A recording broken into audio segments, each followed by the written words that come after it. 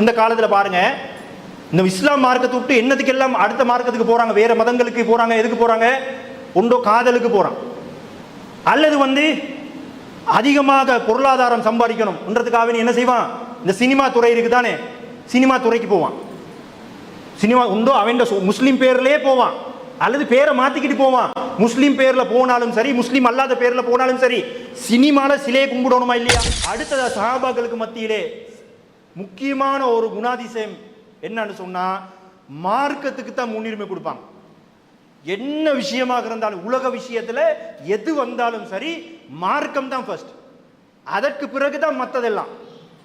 அதுக்கு முக்கியமான ஒரு செய்தியை நான் சொல்லணும். என்னண்டா, இந்த காலத்துல பாருங்க, இந்த இஸ்லாம் மார்க்கத்தை விட்டு என்னதுக்கெல்லாம் அடுத்த மார்க்கத்துக்கு போறாங்க, வேற மதங்களுக்கு போறாங்க. எதுக்கு போறாங்க? ஒன்றோ காதலுக்கு போறான், அல்லது அதிகமாக பொருளாதாரம் சம்பாதிக்கணும்ன்றதுக்காக என்ன செய்வான்? இந்த சினிமா துறை இருக்குதானே, சினிமா துறைக்கு போவான். சினிமா உண்டோ அவன் முஸ்லீம் பேர்லயே போவான், அல்லது பேரை மாத்திக்கிட்டு போவான். முஸ்லீம் பேர்ல போனாலும் சரி, முஸ்லீம் அல்லாத பேர்ல போனாலும் சரி, சினிமால சிலையை கும்பிடணுமா இல்லையா? சில கும்பிட வேண்டிய தருணங்கள் சினிமால வரும். தண்ட தாயிட காலில், தந்தையிட காலில் விழுந்து ஆசீர்வாதம் வாங்கக்கூடிய காட்சிகள் சினிமால வரத்தான் செய்யும். ஷிர்கான விஷயங்கள் சினிமால வரத்தான் செய்யும். எதுக்கு போறான்? தன் இருக்கக்கூடிய மார்க்கத்தை விட அதுக்கு போனா பேர் புகழ் எல்லாம் கிடைக்கும்ன்றதுக்காக வேண்டி மார்க்கத்தை தூக்கிட்டு போறான், தூக்கி வீசிட்டு போறான். அப்ப எதுக்கு போறாங்க? இந்த மார்க்கத்தை விட இந்த உலக லாபத்துக்காக வேண்டி தூக்கி வீசிட்டு போறாங்க. ஆனா நான் சொல்ல போற முதலாவது சம்பவம் ஒரு பெண்மணியினுடைய ஒரு சம்பவம். அதுல அந்த இதுல காதல், திருமணம் ரெண்டும் சம்பந்தப்பட்டு வருது. அப்படிப்பட்ட ஒரு சம்பவம். அதுக்கு முதல்ல இந்த குர்ஆன் வசனத்தை நான் சொல்றேன். அல்லாஹ் தஆலா என்ன சொல்றான்? வலா தங்கிஹுல் முஷ்ரிகாத்தி ஹத்தா யுக்மின்ன. ஒரு முஷ்ரிக்கான பெண் இருக்கிறா தானே, அவள் மூமினாக ஆகும் வரைக்கும் நீங்க அவளை திருமணம் முடிக்க வேணாம். திருமணம் முடிக்கணும்னால் ஒன்றோ அவள் மூமினாக ஆகணும், இஸ்லாத்தை ஏத்துக்கிட்டு மூமினாக ஆகிட்டால் அவள் என்ன செய்யலாம்? நீங்க திருமணம் முடிச்சு கொள்ளலாம். ஆனா அப்படி நீங்க நினைச்சீங்கன்னு சொன்னா விளையுங்க, ஒரு அடிமை இருக்குதே, ஒரு அடிமை பெண், அந்த அடிமை பெண் இந்த இணை வைக்கக்கூடிய பெண்ணை விட சிறந்தவள். அபூ தல்ஹா ரலியல்லாஹு அன்ஹு ஒரு தடவை உம்மு சுலைம் ரலியல்லாஹு அன்ஹா அவங்கள்ட்ட வராங்க. உம்மு சுலைம் அனஸ் ரலியல்லாஹு அன்ஹுடைய உம்மா, அவங்க மதீனாவாசி. அபூ தல்ஹா அவங்களும் மதீனாவாசி. உம்மு சுலைம் அவருடைய கணவன் மௌத்தா போயிட்டாங்க. கணவன் மௌத்தா போய் இப்ப பிள்ளைகளோட இருக்கிறாங்க. என்ன மாதிரியான சிச்சுவேஷன்? பிள்ளைகளோட கணவன் இல்லாம இருந்தா அடுத்தது பிள்ளைகளுக்கான படிப்பு செலவு, சாப்பாடு செலவு, மருத்துவ செலவுன்னு பல கேள்விகள் இருக்குது.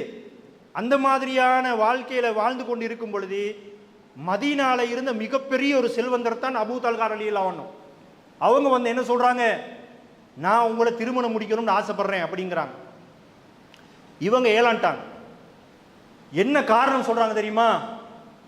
நீங்க காஃபிராக இருக்கிறீங்க, நான் முஸ்லீமா இருக்கிறேன், இதுதான் காரணம். அபூ தல்ஹா அந்த டைம்ல இஸ்லாத்தை ஏற்றுக்கொண்டு இருக்கல, அவர் காஃபிரா இருக்கிறாரு.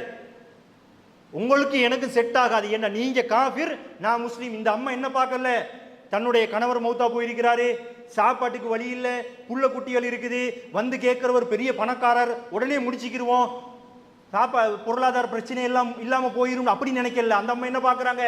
முதலாவது மார்க்கத்தை தான் பார்க்கறாங்க.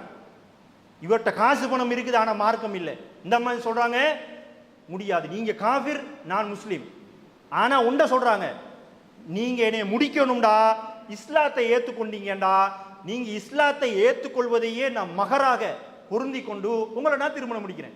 அப்பையும் கூட பாருங்க, அவருக்கு பெரிய தோட்டம் எல்லாம் இருந்துச்சு, பைரூகான்ற பெரிய தோட்டம் எல்லாம் இருந்துச்சு. அந்த அம்மா கிட்ட அதை கூட கேட்டிக்கலாம், என்னை நீங்க முடிக்கிறதா இருந்தா அந்த தோட்டத்தை என் பிள்ளைகளுக்கு இந்த பேருக்கு எழுதி தரணும்னு கூட அந்த அம்மா கேட்டிருக்கேலுமா? எழுதா? ஒண்ணுமே கேட்கல. அந்த அம்மா என்ன சொல்றாங்க? என்னைய முடிக்கணும்னு ஆசைப்படுறீங்களா அப்படின்னு சொன்னா நீங்க இஸ்லாத்தை ஏத்துக்கிறீங்க, அதே எனக்கு மகரா போதும், வேற ஒன்றும் எனக்கு தர தேவையில்லைன்ட்டாங்க. இந்த அம்மாவை திருமணம் முடிக்கிறதுக்கு தான் அபூ தல்ஹா வந்தாரு. வந்ததுக்கு பிறகு சுப்ஹானல்லாஹ் அவருடைய வாழ்க்கையை பார்க்கணும், இந்த இஸ்லாத்துக்காக வேண்டி செய்த தியாகங்கள். அந்த அம்மா அதுக்கு பிறகு இஸ்லாத்துக்கு இந்த அம்மாவை திருமணம் முடிக்கிறாங்க. இது நசையில 3341வது ஹதீஸாக இடம்பெற்றிருக்கிறது.